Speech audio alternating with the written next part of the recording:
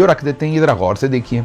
उतरे हुए चेहरे, झुके हुए कंधे और उदास जो सूखे हुए मुंह हैं, ये सब कुछ क्या है? इसमें आसिम मुनीर के अलावा बाकी सब तकरीबन मरे जा रहे हैं। फुटेज को गौर से देखें, स्क्रीन के ऊपर आपको नजर आएगा जरदारी साहब भी बिल्कुल ऐसे परेशान हैं जैसे, मेरा मतलब है कि गैस है पेट में बहुत ज़्यादा और बैठना पड़ रहा है और समझ नहीं आ रही कि पेट में जो दर्द हो रही है वो बैठे कैसे।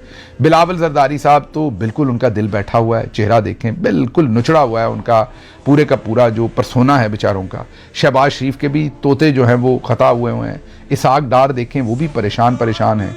जी हाँ, ये सब पेशखैमा है 28वीं का। फील्ड मार्शल ने इन्हें बैठाकर ये समझाया है कि जो मैंने ईद के मौके पर आपके पास डेलीगेशन भेजा था, अब आपने याद करना है कि औरंगजेब उर्फ औरी, जी हाँ, जो इस वक्त फाइनेंस मिनिस्टर हैं, जिनको दिन रात नून लीग निकालना चाहती है, लेकिन वो आसिम मुनीर के नुमाइंदे के तौर पर फाइनेंस मिनिस्टर हैं। आसिम मुनीर पैसों के मामले में इनको मुकम्मल इख्तियार नहीं देना चाहते, उन्होंने अपना बंदा बैठाया हुआ है।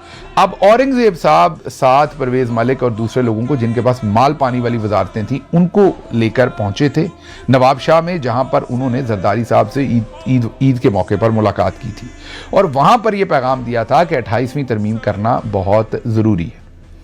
उसके बाद कोई पेशरफ्त खास उसके ऊपर नहीं हुई, तो फिर फील्ड मार्शल ने ये मीटिंग बुलवा ली, जिसमें बैठे तो सदारत पर जरदारी साहब हैं, लेकिन असल में जरदारी साहब की पेशी हो रही है।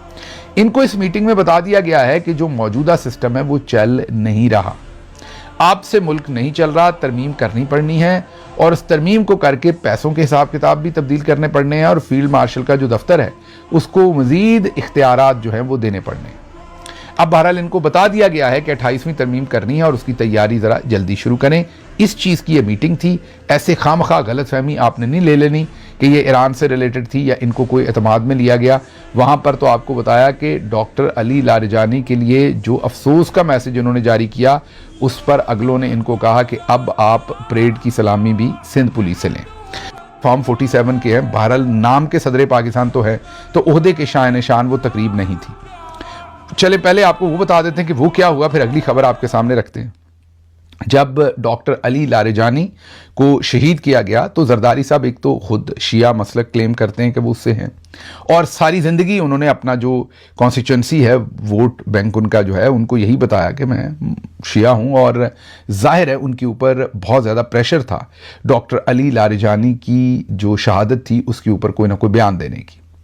और दूसरी तरफ आसिम मुनीर साहब तो आपको पता ही है कि वो तो आजकल स्टीव हुए हैं, तो उन्होंने बयान नहीं देना था। पाकिस्तान ने, आपको पता है कि सिर्फ भले सुप्रीम लीडर की शहादत हो, डॉक्टर अली लारिजानी की हो, उसमें उन्होंने अफसोस का इजहार किया, मजम्मत वगैरह किसी की नहीं की। जिन्होंने उनको शहीद किया उनकी मजम्मत या उनके नाम तक इनके जो इनका पैगाम था, वो भी पैगाम भी बड़ा बड़ा लेट भेजते रहे, लेकिन उस पैगाम में कहीं नाम शामिल नहीं था।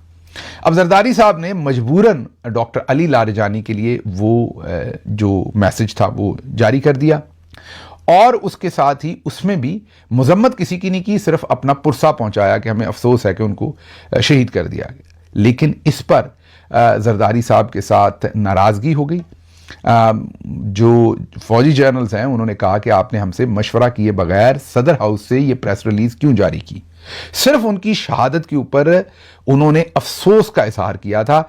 इसके ऊपर भी आसिम मुनीर साहब को और उनके साथियों को बड़ा गुस्सा आया, जिसकी वजह से जरदारी साहब को 23 मार्च की किसी एक्टिविटी के अंदर भी उस तरीके से शान निशान उनकी कोई चीज, अब बहुत सारे लोग कहेंगे कि 23 मार्च की कोई एक्टिविटी नहीं हुई है, बहुत कंट्रोल्ड लेवल पर हुई है और वो हो सकती थी कराची में, वहां पर भी फौजी दस्ते आ सकते थे। मीन झंडा, यही वाला झंडा वहां पर भी सदर पाकिस्तान वहां पर मौजूद थे, 2 गाड़ियों के अंदर फौजी दस्तों ने आना था, 15-20 फौजियों ने होना था, यही परेड होनी थी, बेहतर तरीके से हो जानी थी क्योंकि उनकी ट्रेनिंग परेड की बेहतर होती है और झंडा जरा साफ सुथरा और इस्त्री किया हुआ होना था, फूल जरा साफ सुथरे होने थे, तो इसी सारे मामले ने ठीक हो जाना था। जरदारी साहब ने जाहिर है जो इस वक्त वो सदर पाकिस्तान है, अपने ओहदे की लाज रखने के लिए या ऑप्टिक्स क्रिएट करने के लिए उन्होंने अपनी बहन के घर के ऊपर ही फरियाल तालपुर साहब के घर को ही ऐवान सदर समझ लिया और सिंध पुलिस को ही उन्होंने पाक फौज समझ लिया और उनसे सलामी लेके उन्होंने काम जो है वो तमाम कर लिया। बचपन में आपको गुड्डा गुड्डे की शादी वाला काम तो याद है, इसी तरह की परेड थी, इसी तरह के 23 मार्च का सुप्रीम कमांडर का जो था उस सलामी लेने का अंदाज था। इसके पीछे वजह क्या थी वो हमने आपको बता दी। अब आपके सामने ये वीडियो रख देते हैं, ये जरा गौर से देखिए। उतरे हुए चेहरे, झुके हुए कंधे और उदास जो सूखे हुए मुंह हैं, ये सब कुछ क्या है? इसमें आसिम मुनीर के अलावा बाकी सब तकरीबन मरे जा रहे हैं। फुटेज को